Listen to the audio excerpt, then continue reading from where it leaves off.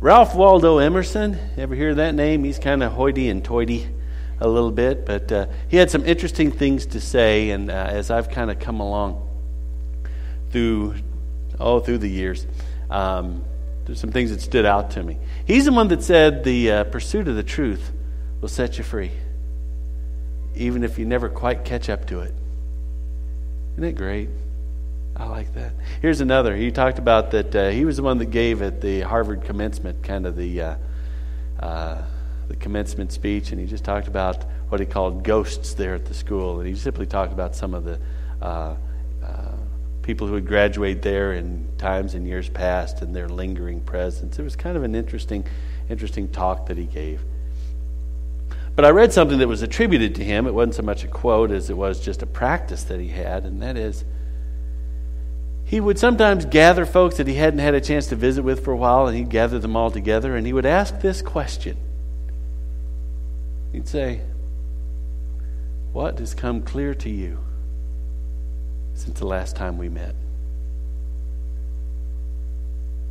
What's come clear to you since the last time we had a chance to visit?" And I love that question. I love that because it kind of gets you to thinking. It also understands that, you know what, life goes on. And sometimes, even though we can't always keep in touch with each other, there is, between the time that we've met and the next time that we do, there is the opportunity for some things to start to come clear to us that maybe hadn't come clear before. And so I asked myself the Ralph Waldo Emerson question, because 2 weeks ago we got together and we talked about the Bible's vision for marriage and how different it is than a lot of the visions that are kind of put forward about marriage now.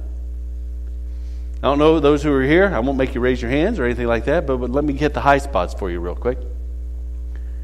In Genesis chapter 2, 22 to 25, you have this whole God forms the man.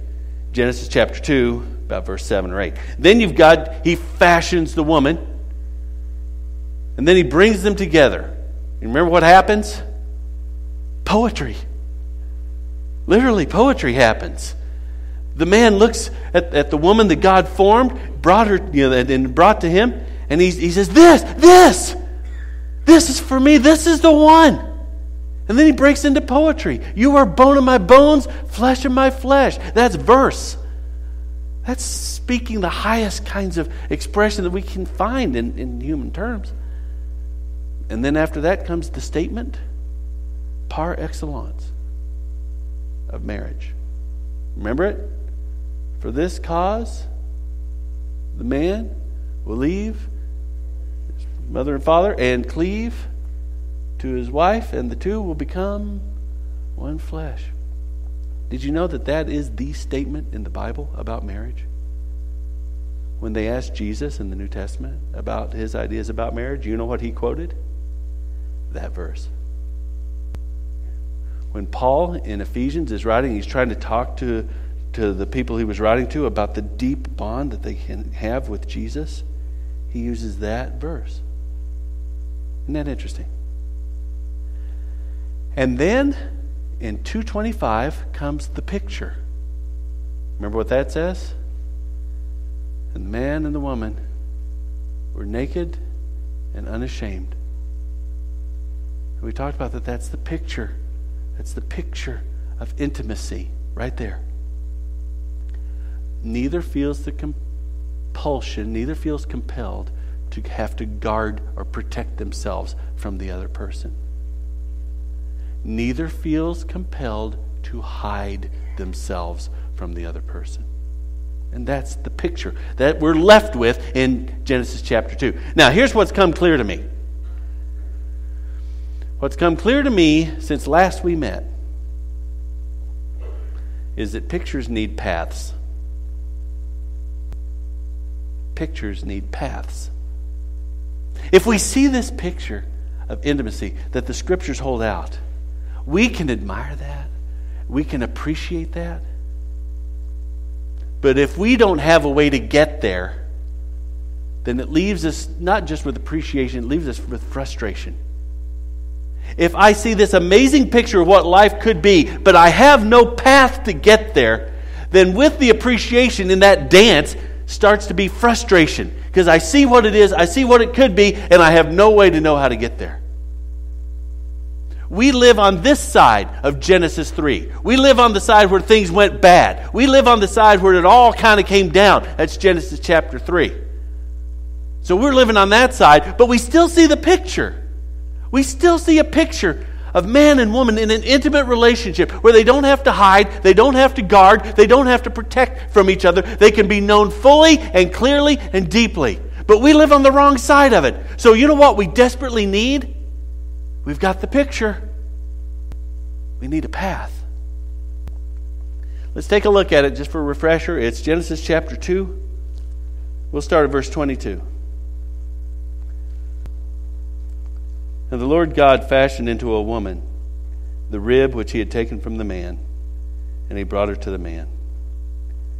And the man said, "This is now bone of my bones, flesh of my flesh. She will be called woman, because she was taken out of man. For this cause a man will leave his father and his mother, cleave to his wife. They will become one flesh. And the man and his wife were both naked and were not ashamed." And now, God, I ask that you would just visit with us as we look not just at the picture, but at a path. And this is what we pray in the name of Jesus. Amen. If you've been married, if you are married, if you hope to be married, if you know someone who's married, if you can say the word married, these words hopefully are going to be for you. It isn't enough to see a picture. We want to take some time and maybe give a path. It's one thing to say, yeah, there's a picture of intimacy. How do I get there? So bear with me, because I want to just unpack some simple things as far as that I understand that can be a path to that picture. You ready? Here we go. First of all, I think a marker on the path to intimacy is when we place ourselves rightly under God. If you're keeping score, you want to take notes here, okay? We get to intimacy. We find the path to intimacy when we'll place ourselves rightly under God. This isn't trying to be cliche. This isn't about cheat. Hello? I said something the sound guy didn't like. I cut out. Okay. This isn't about cheese. This is about something that's crucial. You cannot really get to intimacy, I don't think, at the quality of what the Scriptures describe, if you don't place yourself rightly under God. Anyone familiar with 12 steps? Anyone at all? Me? You? Okay, it's fine. My name is Barney. I'm familiar with 12 steps. Step number 2, after you've acknowledged that alcohol or whatever the particular entity or substance is has control over you and you cannot master it, you know what step number 2 says? Having realized or believed that there is a power, we came to realize that there is a power greater than us that can restore sanity to our lives. Step number 2, realized there is a power greater than we are that can restore sanity to our lives. I'm going to add something there. That can restore sanity to your marriage. We have to come rightly under God, place ourselves rightly under God, because that's what restores sanity. Here's what I mean. When we place ourselves rightly under God, it brings a certain insight that keeps us from problems. Here's what it does. It keeps us from pretending to be God. Anyone ever have that trouble? You want to kind of pretend to be God? I want to be the rule maker. I want to be the lawgiver. I want to be the judge. And I also want to exempt myself from all the rules and laws that I just made. Years ago, I was in a group. It's just like a discussion group. This is back when we were in Anderson. And there's a fellow there. He was a Christian counselor, a good guy. His name's Doug Linville.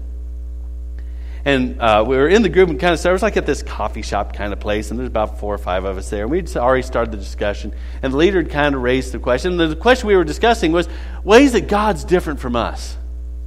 It was kind of an interesting question. Doug got there a little bit late, so we were kind of bringing him up to speed. And then the leader says, "Well, what do you think, Doug? I mean, ways that God's different from you." And he says, "Well, God never thinks He's me."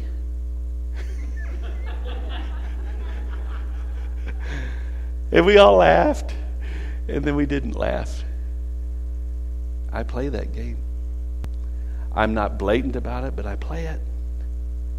When I place myself rightly under God, it helps to keep me from playing that game. Here's the other thing. When I place myself rightly under God, it also keeps me from projecting God expectations on my wife. Be my everything. She can't be my everything. Be my reason to live. She can't be that. Meet my deepest needs for significance and belonging and hope. She can't do it. She's not God. Why would I be expecting her to do things that only God can do?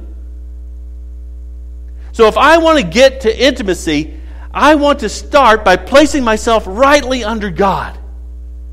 Because it brings a certain kind of insight that I'm not God, neither is she. So I don't have to pretend to be God, and neither do I have to expect her to be God to me. You follow? One of the best things you can do in your marriage is, number one, give yourself release. I don't have to be God. And the second thing is, give your spouse the same permission. You don't have to be God either. One other part on this. When I place myself rightly under God, I put myself within the effective range of His influence. When I place myself rightly under God, I put myself in the effective range of His influence. You see where that's going? God brings how He is, what His concerns are. He brings them to bear on me. What does that mean then? God is about working things out. Did you know that? Shoot, the whole book is about God working things out, right? It's all about what He's prepared to do to reconcile relationship with us. And if we place ourselves rightly under Him, He brings that Spirit to us so that we can have a spirit to say, we're going to work this out. It might get bloody. It might be ugly and not pretty, but we're going to work it out. Let me tell you something. Jennifer and I, we married way too young. I'm glad we did, but we married way too young. And we had a whole lot of growing up to do, especially Jen. Had a whole lot of growing up to do. And we got a million things wrong. Anyone else know what I'm talking about? Got a million things wrong. Handled things, we blew things up so bad. But you know what we had? We were doggone determined we're going to work this out. Plus, we were both several hundred miles from home, so we couldn't exactly run home anyway. There were folks who knew a whole lot more, who had better communication techniques, but they were missing something. And their marriage didn't last, and what they were missing was that spirit to say, we're going to work this out. When we place ourselves rightly under God, He brings that to me. Oh, and there's more. Oh, there's more. You know what else He brings? Humility. You got to have some humility to hear the truth about yourself, right? You got to have some humility to face reality the way it really is, right? He brings patience, Barn. You can put up with that. Barn, you can endure this. We can weather this. He brings forgiveness. Barn, you can let that go. You can let that go. When I place myself rightly under Him, He brings all that. He brings the full load to me. A spirit to work it out. Humility, patience, forgiveness. You can't get to intimacy without those things. And that's what He brings to you. When you place yourself rightly under Him, you are now in the effective range of His influence. And while we may not always be too happy that we have to kind of be a little humble, while we may not be too happy that we have to be some patient or have to be patient some, or we're not happy because sometimes it feels pretty crummy to forgive. Anyone know that feeling? The truth is, you are now on the path to intimacy, and it will get you precisely where your heart hopes to go. All because you place yourself rightly under God, and He brings that load. Isn't that great? That's only my first point, so we're going to have to go a little bit faster here, okay? Next part. Keeping score, this is the second marker. Second marker is this: acceptance of the person God brought to you. When we read this story, God fashions the woman, brings her to the man. You know what we don't read? well, I kind of prefer redheads. You don't hear her saying, I was kind of wishing he'd be a little taller. You don't see him saying, if only she were more logical. If only he were more sentimental. No, what you see is God forms this person, brings them to the other person, and they say, this is it. Acceptance of the other person that God brings to you means we accept them as made by God, with all the respect and dignity they're due because they're made by God in His image, right? Next, we accept them for how God has made them. You are different by design. Now, you can expend your energy either trying to fix the other person to your own specs, or you expend the same energy saying, I'm going to accept and celebrate the person God's brought to me. How you want to do it? I think we talked about before, right?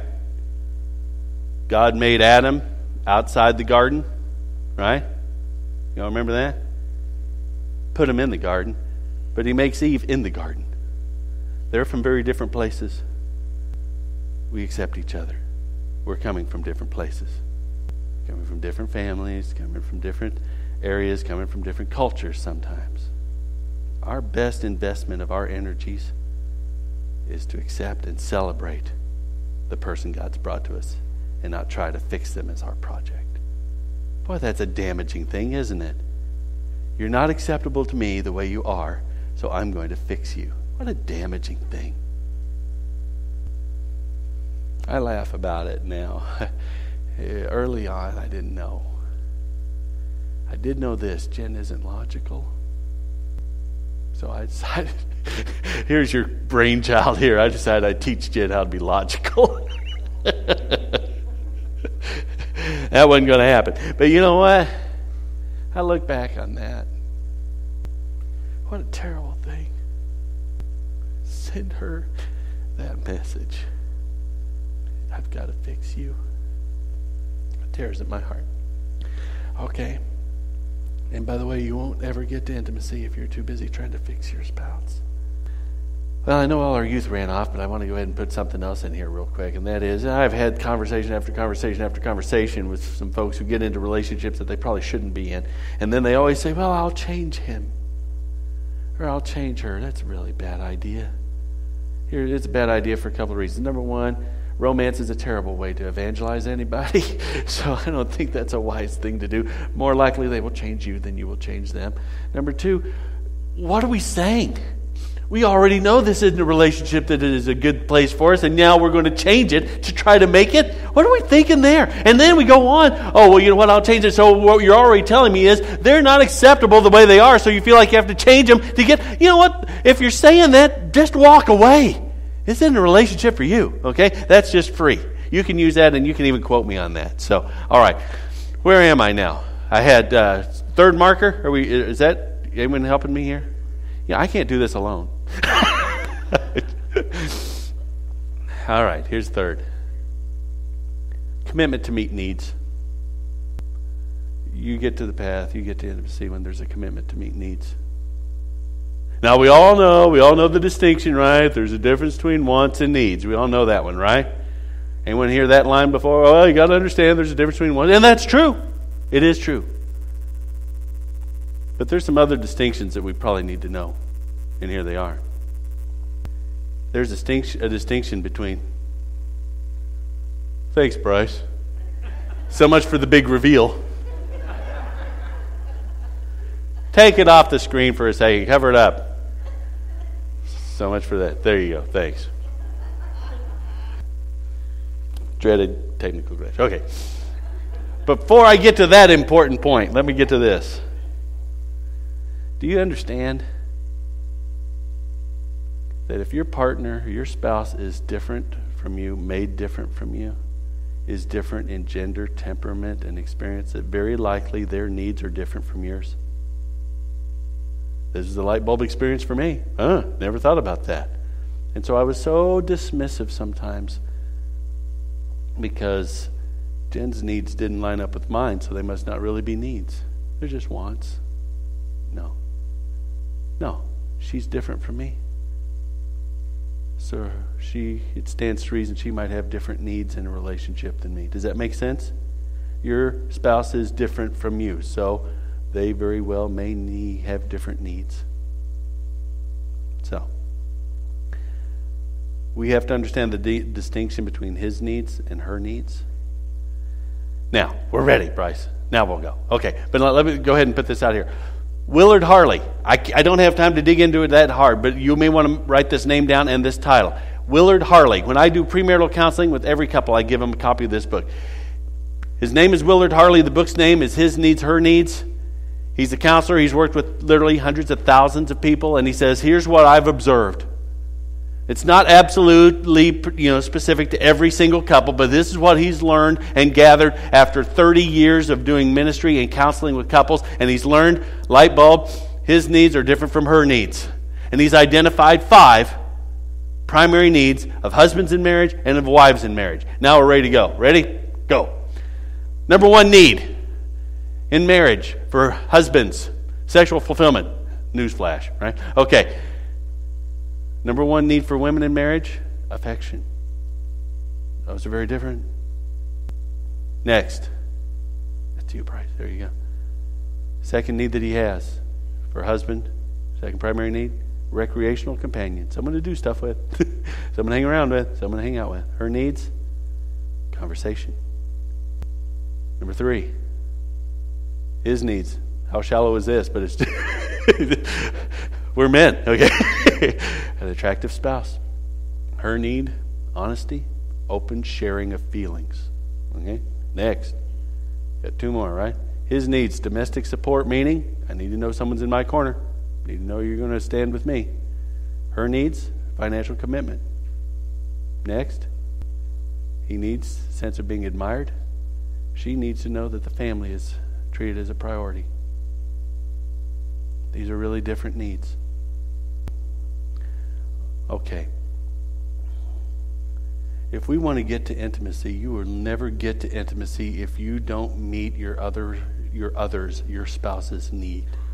You will not get to intimacy with them if you do not meet their needs. You see why? If you are not meeting their need, they are going to be inclined to start protecting themselves from you because it's hurtful when you don't meet their needs.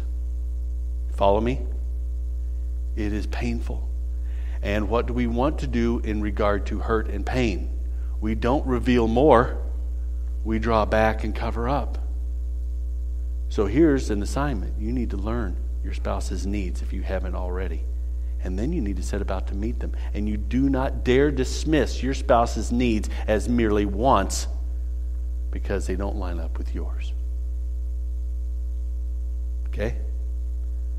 I'm going to touch on one other thing here because it's really important in regard to meeting each other's needs. And that is there is a distinction. Listen, there is a distinction between ministry and manipulation. But they parade together sometimes. Here's the way it works. If I want to try to minister to my spouse, then I seek to understand her needs and meet them as best I can as her husband. That's ministry. Here's how manipulation works. I know your needs, and I can meet those needs, and I will meet those needs when you do what I want. Ministry. I understand your needs, and I seek to meet your needs because I love you. And that's good, and that's life-giving. Manipulation is where you use a person's needs against them so you get what you want, and that's dark. And that's destructive. But we got to put it out there because some people play that game. You need to know it's dark and it's destructive. We're called to ministry. That will get us to intimacy. Manipulation gets you far away from intimacy. We understand? We're good? All right. Home stretch. I just got one more. All right, how's that? Truth-telling and truth-hearing. You will not get to intimacy if there isn't the truth. We've touched on this before. We're going to have to talk about it again because we always have to talk about it.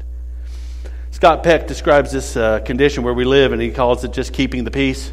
And just keeping the peace is, hey, you know what? We start to get a little bit close. We really want to get to intimacy, but we somehow understand that there's probably some things that we need to say, some things we probably need to hear, and we're not ready to do that because those waters are pretty turbulent and pretty choppy. And we dip a toe in there and we say, I'm not going to do this. This is going to be trouble. And so we retreat back into keeping the peace, and keeping the peace never gets you to intimacy. You wind up living in a pseudo relationship. The only way you get from pseudo relationship to intimacy is through the troubled waters of telling the truth and hearing the truth. And if we aren't willing to tell the truth, we're not willing to hear the truth, then we're never going to get there. We're going to wind up back here, cowered back into keeping the peace. So, what do? You have to muster up some courage and some grace, and you have to learn to do two things. First of all, you need to learn how to tell the truth without being aggressive. Honestly, usually the truth gets told at the top of our voice. Usually it's when we're mad that the truth comes out. And then we let it fly, and it's pretty aggressive, and it does some harm. Am I right? And now here's the other part of it. We have to learn to hear the truth without being defensive. Sometimes, maybe you're like me. I can only handle the truth in small doses, okay?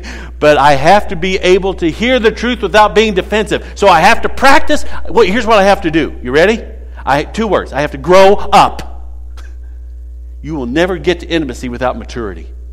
Truth grows you up. Learning how to hear the truth, learning how to tell the truth is what grows you up, and it's also what gets you relationally to where you're known for who you really are, and you know the other for who they really are, because the truth is out there, and now you know it. If there's no truth, there's not going to be any intimacy. This is the biggest challenge to intimacy in a marriage, I believe. Because we're not prepared to tell the truth, and we're not prepared to hear the truth. So, let me put a bow on this. If we want to get to the promised land as far as the Bible's vision of marriage and intimacy, we better start learning how to tell the truth gently, hear the truth humbly, and keep the truth securely. It's a sacred trust. If you're wanting to try this at home, here's my suggestion. But think about it long before you do it. Honey, if you could tell me anything about me or us without fearing my reaction, what would it be? It takes some courage. But that's the marker on your way to intimacy, honey. If you could tell me anything about me or us and not fear my reaction, what would you tell me? There's a whole lot more that probably ought to get dug in on some of this, but I'm out of time. Maybe I'll do another where we can kind of elaborate a little bit more. Would that be helpful? No, Barn, please. We've heard quite enough. We'll see what we can do as far as next week, okay? Here we go. Here's what's come clear to me. Picture the man and his wife in the garden, naked and unashamed. We are fully known. We don't have to hide. We don't have to guard. We don't have to protect. We are fully good with each other and fully safe with each other. That's the picture. I just don't want to leave you with a tantalizing picture without a path to get there. I believe. Place yourself rightly under God. Start accepting the person God's brought to you. Commit to meeting needs and start dealing with the truth. I think that's the path.